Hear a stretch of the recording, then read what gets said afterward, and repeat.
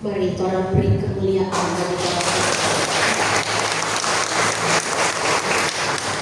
Salam kasih buat kita semua saudaraku.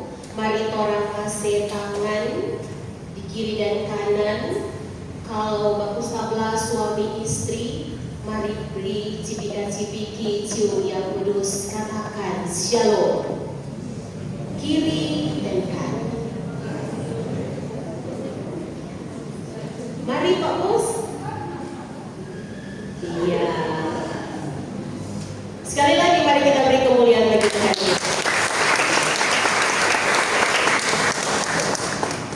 Saudaraku, Tuhan Yesus sangat baik.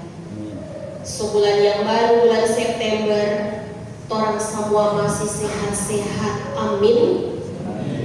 Terlebih lagi masih hidup. Amin.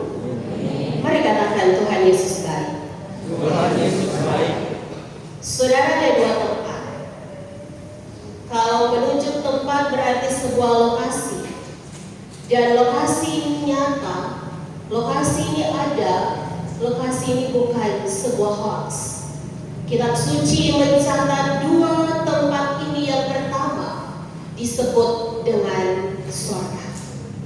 Di dalam Wahyu pasal 21 ayat 4 dan 5 mencatat surga adalah sebuah tempat yang tidak ada lagi perkabungan, tempat yang tidak ada lagi ratap tangis, tempat yang tidak ada lagi kesakitan, ketika Dia yang bertahta itu menjadikan segala sesuatu baru.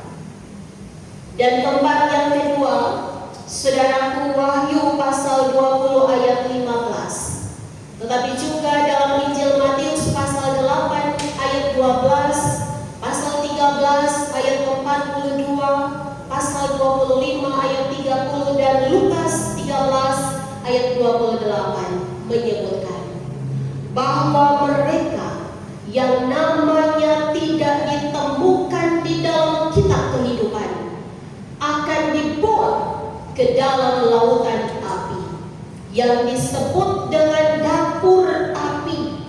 Di sana tempat ratap tangis dan ketak gigi, tempat kegelapan yang paling gelap. Dan dua tempat ini, saudara, menjadi tujuan akhir dari kehidupan kita setelah mati. Saudara yang dikasihi Tuhan, hari ini kita bersyukur, kita kagumi Tuhan kita, sebab tema firman hidup baru dalam Kristus sebagai orang pilihan Allah yang dikuduskan dan dikasihinya hendak kembali mengingatkan kita bahwa yang pertama, saya dan saudara-saudara adalah orang pilihan. Mengapa? Tadi malam semua orang tidur, tetapi Tuhan memilih kita masih boleh bangun di saat orang-orang lain tidak bisa lagi bangun, oleh karena organ tubuh mereka tidak lagi bergerak, oleh karena semua alat-alat medis yang harus dikenakan supaya boleh bernafas, tapi juga orang-orang yang sudah tidak lagi menikmati kehidupan yang disebut dengan kematian. Kita adalah orang pilihan yang telah Tuhan tentukan, dan nama kita telah tertulis dalam kitab kehidupan untuk kita menerima mahkota kemuliaan kehidupan yang kekal di sana. Saudara, yang kedua, kita adalah orang-orang yang dikuduskan. Kita boleh hidup di dunia yang dikelilingi dosa, di dunia yang dikuasai oleh kuasa jahat, tetapi kita oleh darah Yesus dikuduskan. Bahasa Ibrani, saudara, kadosi, artinya dipisahkan. Kalau ada kawanan kambing dan domba, maka kita adalah domba-domba yang diambil oleh sang gembala, dipeluk, lalu dipindahkan di tempat yang telah Ia tentukan. Dikuduskan. Dan yang ketiga, kita adalah orang yang dikasihi. Kasih agape, kasih tanpa syarat. Tuhan tidak melihat latar belakang kehidupan kita, dosa-dosa kita, pelanggaran kesalahan kita. mengasihi kita. Firman yang kita baca saat ini, Kolose pasal 3 ayat 11, dikatakan tidak ada lagi orang Yahudi atau non-Yahudi, orang bersunat atau tak bersunat, orang barbar atau orang skit, budak atau orang merdeka, tetapi Kristus adalah semua dan di dalam segala sesuatu. Kasih tanpa syarat. Karena itu saudaraku, hari ini saat orang-orang lain tidak dipilih Tuhan, saat orang-orang lain tidak dikuduskan, saat orang-orang lain menikmati matahari yang sama, menikmati udara yang sama, namun tidak menikmati kasih anugerah lewat penebusan darah Yesus di salib, kita yang malam hari ini meninggalkan segala aktivitas, datang di rumah Tuhan, datang di kediaman-Nya yang kudus, di hari yang mulia. Kita mau belajar bersama saudara, bahwa sebagai orang pilihan yang dikuduskan dan dikasih oleh Tuhan Allah, di bulan yang baru ini, kita diajar untuk tidak lagi dan tidak boleh lagi hidup dengan cara yang lama. Saat kita belum mengenal Tuhan, saat kita belum bertobat, mungkin orang bangun pagi langsung merokok, bukan kunci tangan berdoa. Saat orang belum kenal Tuhan, saat orang belum bertobat, orang bangun pagi bukan baca firman, malah minum cap tikus.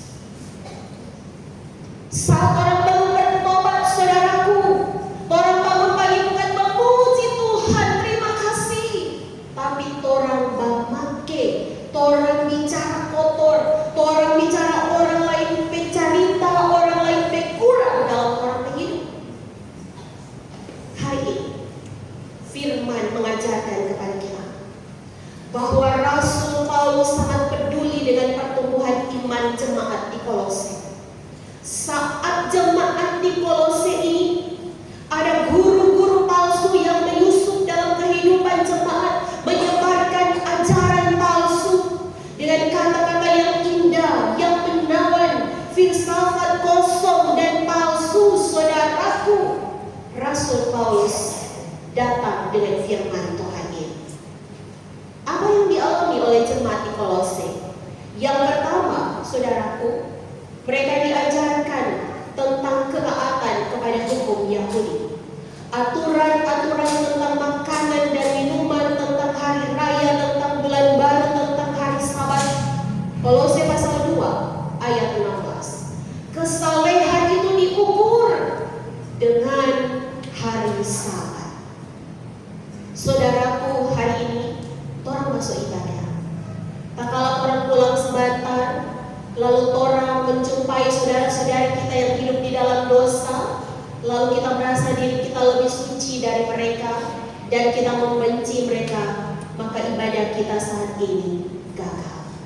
Sebab justru dengan kehadiran kita mengasihi mereka agar mereka boleh menikmati anugerah yang sama seperti kita.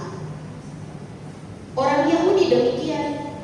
Mereka merasa hanya orang yang punya surga, sebab mereka disunat, sebab mereka berpuasa, sebab mereka beribadah di hari Sabat, namun di hari lain mereka menginjak, menindas orang lemah, bahkan mencuri dan merampok. Oleh Rasul Paulus, itu adalah ajaran sesat. Yang kedua adalah penyembahan kepada malaikat. Kolose pasal 2 ayat 18. Di masa kini, saudaraku, malaikat itu banyak sekali wujudnya. Dikatakan iblis bukan malaikat, bukan manusia. Malaikat juga bukan iblis, bukan manusia, tapi orang manusia. Bisa jadi iblis, bisa jadi malaikat. Malaikat bisa berwujud tak kalau orang ada gumul, tak kalau orang ada sakit, orang suka orang masuk rumah sakit, orang ada sembuh, lalu orang dengar di sana ada yang jago baca mantra.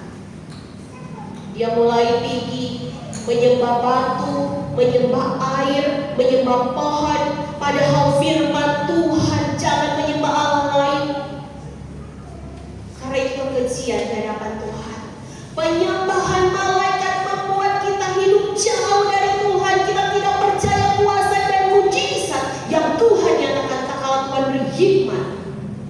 Kalau sakit, Tuhan telah menentukan dan menetapkan Lukas orang tabib, maka dokter, tenaga medis, saudara adalah utusan Tuhan.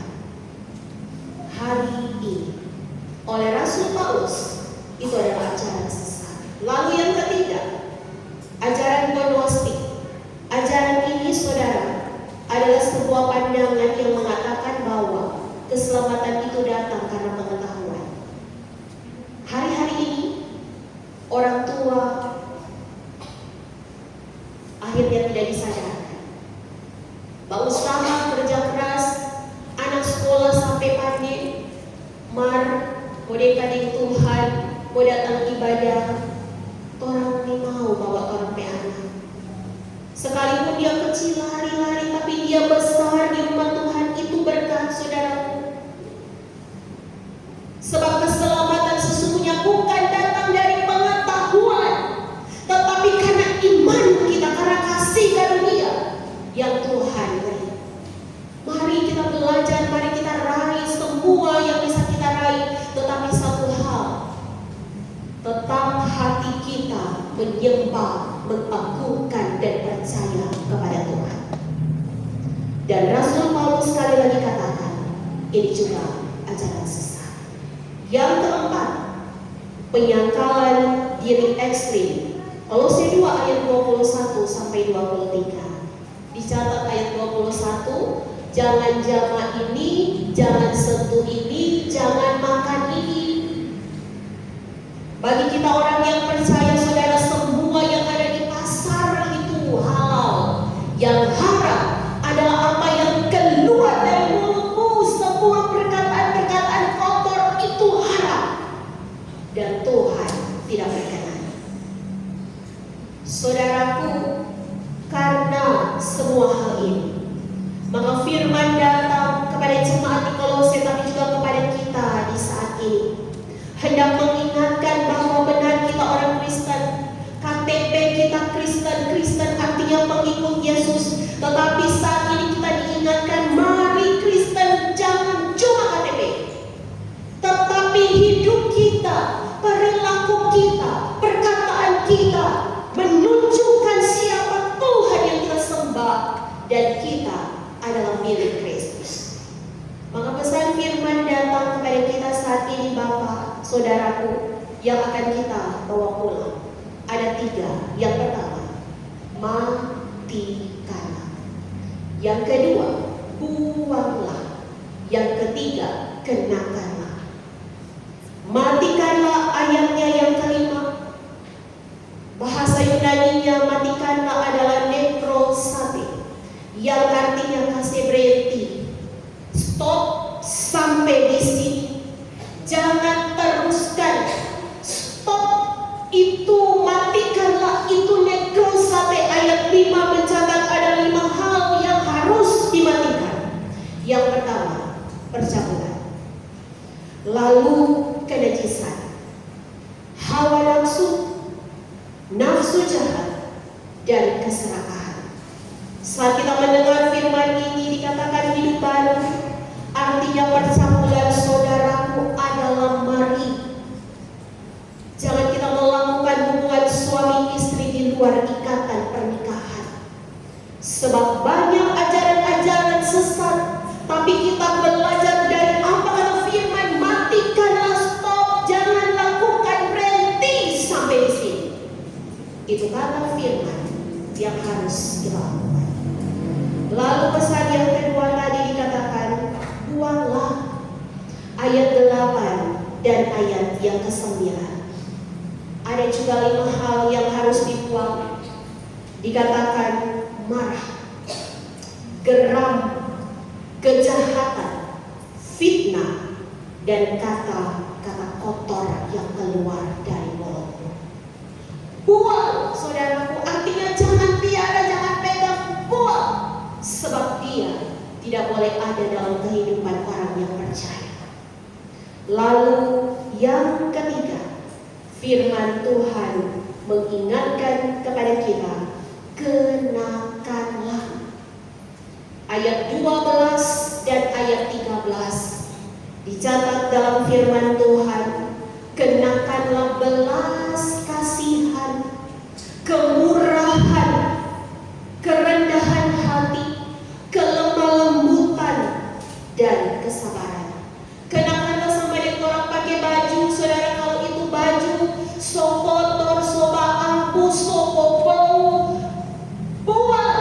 Jangan pakai, ganti dengan baju yang baru, baju yang bersih, agar kita merasa nyaman dan sehat.